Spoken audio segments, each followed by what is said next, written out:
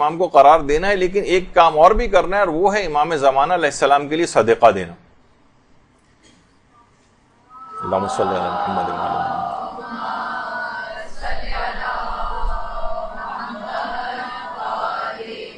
اس شب میں صدقہ دینے کی بہت تاکید ہے، اور خاص طور پر امام زمانہ علیہ السلام کے لیے صدقہ دینا.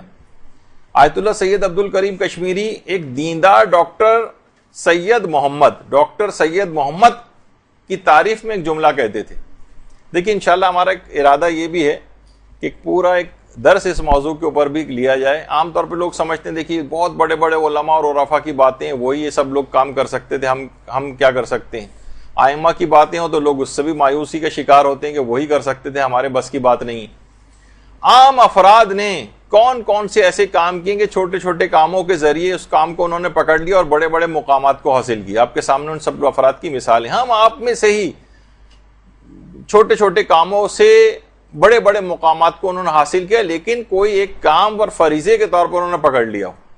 تو فرماتے تھے کہ ڈاکٹر سید محمد جو تھے ان کے متعلق عبد الکریم کشمیری جیسا عارف نقل کر رہا ہے کہ ان کی تعریف میں کہ ان کا ایک عمل ایسا تھا کہ امام زمانہ کا جو ایک لقب مہدی ہے اس کے اعداد 59 ہیں، 59. وہ فرماتے تھے کہ وہ 59 تومان اس زمانے میں 59 تومان روزانہ امام زمانہ کے ہر عدد کے لیے ان کے لقب کے 1 تومان صدقہ کرتے تھے، یعنی 59 تومان صدقہ کیا کرتے تھے ان کے مہدی کے جتنے بھی اعداد بنتے ہیں اس کے لیے. آپ کسی کی آپ میں سے کوئی شرعی کوئی طریقہ تو نہیں، لیکن ایک محبت کے اظہار کے طریقے کے طور پہ بتاتے تھے کہ کوئی 59 روپے دے سکتا ہے، کوئی 590 روپے دے سکتا ہے، کوئی 5900 روپے امام زمانہ. جتنی اپنی حیثیت محبت شوق اس کا پایا جائے امام زمانہ کے لیے اس لحاظ سے صدقہ کرے اور اپنی محبت کا اظہار امام زمانہ سے کرے. روزانہ کی بنیاد پر امام زمانہ کے لیے صدقہ ہونا چاہیے، نہ کہ صرف شب قدر میں. اور ایک بہت ہی اچھا طریقہ اور بھی جس میں صدقے کے رد ہونے کا کوئی امکان ہی نہیں ہے، وہ آقا مجتبیٰ طہرانی نے بتایا.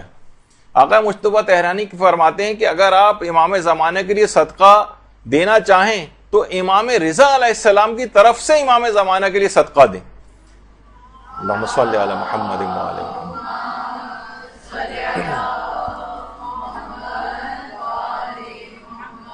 جب ایک معصوم کی طرف سے دوسرے معصوم کے لیے صدقہ دیا جائے گا تو اس کے رد ہونے کا کوئی امکان ہی باقی نہیں رہے گا.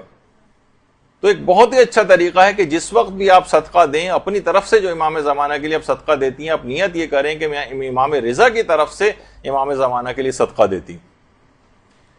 تو اس کی عدم قبولیت کا کوئی امکان نہیں رہے گا، اور سارے فائدے آپ کو ایسے زبردست صدقے کے حاصل ہو جائیں گے کہ انسان کو صرف عالم آخرت میں جا کر اس کا ثواب پتہ چلے گا. تو آپ نے دیکھا کہ یہ سارے واسطے اور وسیلے، یہ تو دیکھیے